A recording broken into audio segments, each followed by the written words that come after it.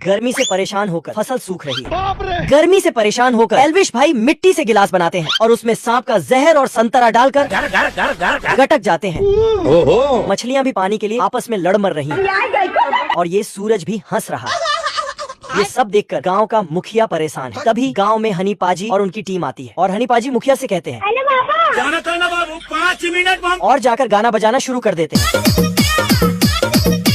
हनी पाजी का सुरीला गाना सुनकर बादल भी डांस करते करते गांव में आ जाते हैं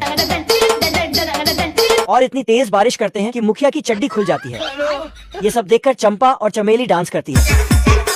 मजनू भी फेफड़ी बजाता है और तो और कंकाल भी जिंदा हो जाता है।